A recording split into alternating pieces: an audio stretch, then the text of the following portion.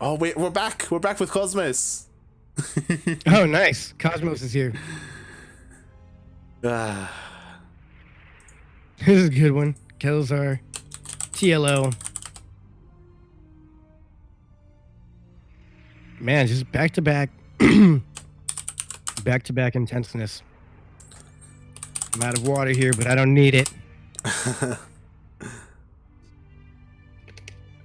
The final sips of my Gatorade. And now we die of starvation. yeah, in the end, I do feel like Neeb, he was very in. I don't like that he went for Colossus, to be honest. I feel like against massive siege lines, Colossus don't really help too much. Yeah. And again, and they could all just get locked on. Yeah. Yeah. Unfortunate turn of events there. We did see Neeb take a game off of special. We did see a good game number 3, but here we are, ladies and gentlemen. We jumped into another series. What is the score like? It is currently 1-1 in Kelazhur's favor. And I just said his name. Wait, it's 1-1? Oh, sorry, 1-0. Oh, I was like, how's it in his favor if they're tied? Okay, so down 1 point, down here in the bottom left-hand corner, one of the most well-known Zergs out here that is not Korean. It is none other than Team Liquid's TLO. And in the top right-hand corner of Zen LE, we have the Brazilian Terran representing Archangel Gaming. It is Kelazhur.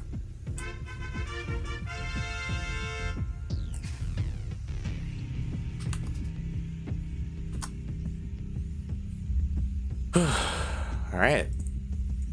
I just gotta. All right, we're here. More StarCraft. Yeah, I gotta settle myself again. I feel like I didn't get to talk much about it, but Neeb also investing in that fleet beacon and Stargates that didn't really do anything. Just a lot of money was spent in places where I feel like he could have been a little bit more efficient when it comes to his army composition, but. GG. I mean, Neeb, he does get knocked down, but he gets knocked down to the lower bracket where he still has a chance to advance. Yeah. I don't know how these players do, man. I'm exhausted casting, and I'm not using any APM or brain power to play. Like, obviously, I'm a little tired, so I can imagine how tired you got to be playing this goddamn game. After an hour-long game. I mean, especially... but for someone like these Europeans, like TLO and Kelazhur, it's like well past midnight. And if they they just played the original European Open, which was just the past like 8 hours before this. So they've just been playing basically a lot of sacrifices, but I mean, at the end of the day, they play StarCraft for a living. It's worth the sacrifice. Yeah, like this is their job at the end. So it's like on them to like set up their sleep schedule beforehand, like leading up to the tournament, like making sure they are well rested. I know TLO is definitely someone who focuses a lot on that sort of thing. Yeah, TLO's really into like stuff like that, like stretching, I think, and like little minute details. He's really big on like increasing his physical and mental health. As best he can, because at the end of the day, like even if it improves your performance by like 1 or 2%, like that's kind of what matters at the highest level of play, just making sure you're at the best you can be. That's why they call him the doctor. Yeah. Yeah, I believe I saw him in I think he was like, I don't remember what tournament it was, but in between his games he was stretching. Like on the main stage of some tournament. Yeah. Meanwhile, it might have been. I don't know. There are a lot of links here. Actually, a very surprising amount of links, and he could just dive in and try and surround these Hellions. And it looks like that may be what he tries to do, unless he does. No, he's not going for the work. He's trying to get right on top of the Hellions, and they do end up getting on the other side of the wall. So, yeah, he gets no damage at all, but he actually gets all his lings out. I think he lost maybe 1 or 2 lings there, which isn't bad. Pretty solid. Can I say it feels good to be home watching a ZvT? You're like, I know exactly what's happening. There's none of this. I know what's happening here. None of this. I'm not confused. With SkyToss, hour long, like proxies. What you have, TV, all this nonsense going on. A good old fashioned ZvT. It's like a good old fashioned, I don't know, what's a burger? I don't know. A Shirley Temple. I don't know what's old fashioned. It's like, you know what? You go to a diner, you get a nice cheeseburger, you know? You get a nice cheeseburger. Or you go to like a breakfast place and you get bacon and eggs with a side of toast or sausage, or I don't know. Other countries have different sides. Mm-hmm. What's your go-to breakfast? Is it bacon and egg? Like if it's eggs, then what's the side? Is it bacon, I feel sausage? Like bacon and eggs is pretty solid. Eggs? Yeah. 100%. I know some European people go like sausage or something of that nature, but man, I'm getting hungry now. I wish everybody in the chat and watching from different countries could taste Whataburger. I believe Texas. Wait, you have? I have not. I have no idea what that is. I thought you were going to say have. I was like, where the hell have you tried that? It's like a Texas fast food restaurant. Oh, okay. That's funny. Out of X Reality, he was like, was here this morning watching SDO, and where do I find myself now? More cranky ducklings. Yep. Which, hey, man, like, even if you hate me as a caster and for some reason you hate Light, who's the coolest guy ever, you have no option. This is where all the best games are being casted. You have to watch Cranky Ducklings if you watch English StarCraft. You won't find any better games than here. Yeah, we do have a lot to offer. We have a lot to cast as well. We do. Oh my god, look at all these Hellions. Oh my god, they are a lot of Hellions. Is there an armory? I don't There's believe. No Hellbats. No. Yeah, there's no Hellbats. They're just here to clear creep and apply some pressure. Meanwhile, behind this, TLO, he's got a Spire on the way, hidden here at the third base. Yeah, that's really good. He knows that there was a lot of gas invested into money invested into these Hellions, so it's going to kind of cut down on the marine production, which will give TLO a small window of opportunity to amass some mutas and probably get across the map. Mm-hmm. Definitely, with those. And surprisingly, good call by him there. Yeah, we didn't really talk much about the opener for Kelazhur. He did go for a 1-1-1 with Banshees, but so far the Banshees haven't really been able to do much at all. Did the Banshees even try anything? There were spores already in place. He tried to get into the third base. There was spores. There were queens. Pretty much cleep creeners at this time. Yeah. At this point, which is what they usually are for after the initial push. They have blink. I think there's only one left. Yeah, there's one left. So I guess one died. And here he is cleaning the creep. A couple banelings here. Ooh, big everything goes down. Oh man, that was bad. Wow. A little bit overzealous there from Kelazhur, pushing a little too far deep on creep. Maybe going home to micro, chasing down a single baneling here. Yeah, he just got caught out. He was trying to clear creep, and he got caught as he was trying to escape. There's no defense. Okay, yeah, there is. Yeah. I mean, the fourth base does get delayed a little bit. A couple of workers do go down. So some nice counter harassment as Mutalisks are on the way. The Spire is done. And so far, this hasn't been spotted by Kelazhur. So this could catch him off guard. He might get a worker here. We got two workers there. Possibly a Ling. There's a little Banshee. He's trying to do whatever it can. But yeah, completely unscattered. Where is the layer? Here's the Spire. At the third base, in between the gases of all places. Oh, that's so cheeky. That is, that's like the furthest place to scout as a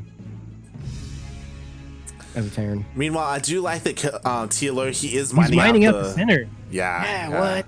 It's so crazy. I don't think I've ever seen that.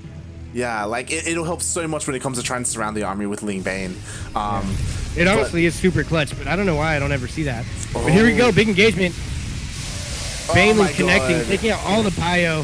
Mutas are now showing their face, letting them know that they are here. And at the same time, Ling run by with no defense. Kelazhur are falling apart here. And as these Mutas come in, 26 Lings are being produced on the production tab for TLO, and I think he can just push into this A move and win here. Yeah, there's just a lone tank kind of all alone here, and it does get picked off. There is a little bit of bio, but so much damage was done on the other side by those Lings, and there's still no real answer to the Mutalisk. Like, they probably could branch off and then harass, and here it goes. There's no splash, no Widow Mines, nothing but Marines, and these Ling reinforcements should be able to clean up everything. He could pounce on that. Oh, that auto turret just finished right at the last second. He is able to hold here, but at what cost? That was a lot of army going down for Kelazhur. Yeah. As upgrades come. The Carapace. Is it Carapace? I don't know what the upgrade is for air defense. Yeah, we have +2/+2 on the way. We have +1 armor for those flyers on the Spire. And as that happened, as that push happened, TLO was actually able to cancel the 4th of Kelazhur. She had to remake that as well. Something that is nice is that Thors are on the way, but they're not done quite yet. So these mutas, they're going to get some damage on here in the main. That's rough. Meanwhile, we have a Hydra transition. All right. Yeah. Why not? Yeah, why not? Yeah, I mean, it's a pretty smart way to spend your gas, especially since there are Thors that are going to be on the way. Like, these Mutalisks, I would have gone Ultras. To be honest, yeah, I would have gone Hive and Ultras. Yeah. I'm a little bit surprised. I'm interested as to why he's not going for a Hive. Yeah, it's very odd that we don't see Hive. I think he wants to secure a 5th base before going for Hive. Yeah. I mean, he is on his way to doing that. To be fair, there are Liberators out for Kelazhur, so Kelazhur, he is going to attempt to hinder TLO's economy. I mean, this army for TLO is huge, but he does not have quite a savage economy. If you look at the supply tab, Kelazhur does have more workers on top of mules, so he's mining more and producing more at this point in time. Yeah. TLO, though, with the mutas, it's really just a way of keeping your opponent at home, because honestly, Kelazhur, if he moved out right now, I think he can completely destroy TLO right now, but he's playing it smart, keeping the opponent at home. Liberator's getting a decent amount of damage done. A lot of damage, and at the same time, we have Kelazhur pushing out in the middle of the map. No tanks, only a couple of Widow Mines, which is very, honestly, kind of scary. It's really bold for Kelazhur to try and push out like this when it's just basically pure Marine and a single Thor. Yeah, 2 Banelings and it's all over. Yeah. I think with this army, TLO can actually pounce on that base there of Kelazhur. I like this. He's splitting his army. Oh, yeah, he's going for some drops, which is quite nice. I mean, they're just going to catch him. Oh, no, they're going to miss each other. Are they? Oh, my God, they missed each other barely. Oh, my God. He's going to try and deny these upgrades here, which could be huge. He's going to stop armor +1, maybe even, +2. What is this, 3 now? +2? Yeah, +3. +3, that's +3, yeah.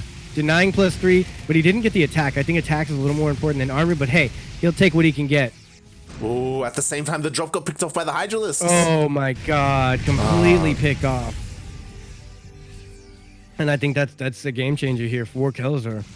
Yeah, I mean, to be fair, they do have pretty big economies, and Kelazhur, like, he's maxing out straight after that anyway, but TLO, he's just securing that 5th base. I'm still a little bit surprised though, like, TLO, he's working on his upgrades, but still no Hive. Yeah, that's super weird that there's no Hive. Like, he's maxed out. He kind of has the money for it. High ground. Yeah, he's actually maxed out, and I think he has enough to. That was a good Baneling connect. He has enough to surround this army. He's coming in from the back with Lings, and Widow Mines are already engaged. So, I think he can just pounce on this. Oh my God. Marines are joining the fight now, and the mutas come, but there's just so many Banelings chasing after these. Widow Mines need to burrow. Marines backing up, and the armies do take the respective corners after going blow for blow, but it does seem like Liquid TLO has more army here. He's going to go and try and pounce on this base here. I don't know if that's the best idea. He's going to have to use all his Banelings on it. Yeah, that could be a waste of Banelings. Oh, wow, good Baneling micro. All the Banelings went down without taking out anything other than an auto turret, a missile turret. Yeah, and this is a little bit scary for TLO because a lot of his supply are in Hydras and Mutas, and they don't trade too well against Bio. Like, you need that Ling Bane. TLO is a great player, but I don't know what's up with these lurkers here. I don't know if that's the best call. He does have a lurker den on the way, and finally he's working on going his hive. hive. He's going hive. There He's going hive. Ladies and gentlemen, we have a hive. We have a hive, and I mean, good lurkers. Yes, I mean Viper lurker. I guess with no tanks against Widow Mines, Hydras are the. I guess I didn't know he was going Widow Mines earlier, but as Kelazhur goes Widow Mines, Hydras outrange the Widow Mines, and so do the lurkers once you get hive and the upgrade. Yeah. Which adds additional damage, not damage, but vision attack range to those lurkers. Here they are coming up 11 lurkers. That's a lot. Lurker Hydra Bane. I've never played this, but it is very powerful. Yeah. I've only played it against. He might lose his base, but his army's so stacked he doesn't care. And just completely obliterates this army. Oh, but the Ling Bane. Ooh, actually, there's a lot of Marines. Yeah, there's no. Like as soon as the Ling Bane evaporates, if you haven't killed enough of the buyer, then the buyer can just fight the. Yeah, the buyer can. But I mean, this is the CG. The Sieger becomes the CG. Normally, it's the Terran we see sieging and tanking up and moving up little by little, leapfrogging towards his opponent. But here we have the Protoss trying to siege his way up. I mean, the Zerg. I'm so used to that PvP, I can't get it out of my head. But here we see the Zerg. Ooh, good Widow Mine. Ooh. Good Widow Mine. That was actually needed. Oh, this is a good engagement here. Good spread on the army. Kelazhur destroying the entire army of TLO, and I think he's gonna be able to take it out. This has to be game ending here. TLO can just push. GG. Kelazhur defeats TLO 2-0, and that's just unheard of. I don't think I've heard of Kelazhur beating TLO. I don't know their win-loss ratio. Yeah, GG. Oh my god. God. TLO's APM is almost at 800. He's got to have some like repetitive hotkeys. You would think so. I mean, I don't know. I don't know. Oh my god. Like, it was so unfortunate for TLO because he was trying to wrap around the army with those lings, but the Widowmine shots were just too good and everything went down for him. He was just kind of left with a couple of lings with his Hydra lurker, and he just didn't have enough Banes to protect his lurkers, and Kelazhur just pushed in. I think it's a weird call to make, but he had his lurkers kind of spread out one by one. I think against Marines, you want to have your lurkers clumped up because the Marines were kind of in like a straight single file line, so to speak. So did I say corruptors? I don't know what I'm saying, but lurkers, every lurker was firing at one single Marine, which the whole idea of lurkers is splash damage. And it was just a very intense fight there. GG by Kelazhur. I really wanted, I mean, I wouldn't say I wanted to, but I expected TLO to win just because he's like a predominant Zerg player. I mean, he hasn't been doing too great as of lately as far as winning premier tournaments and stuff, but he is a good player, and really didn't expect Kelazhur to pull off the win. But I think this goes to prove my point that that Kelazhur is really coming up in the ranks, and like he's just been doing so good lately. Like I don't know if it's just me. Maybe I've been asleep on Kelazhur, but I feel like his skills improved lately. Yeah, definitely. I think that was a very impressive play. Honestly, now that I think about it, I'm kind of surprised they played their series on NA since they're both in Europe. But yeah, that is true, right? Yeah. I didn't think about that. Interesting to say the least. But GG, well played, Kelazhur. We didn't get to see game 1, but game 2 he looked really solid against TLO.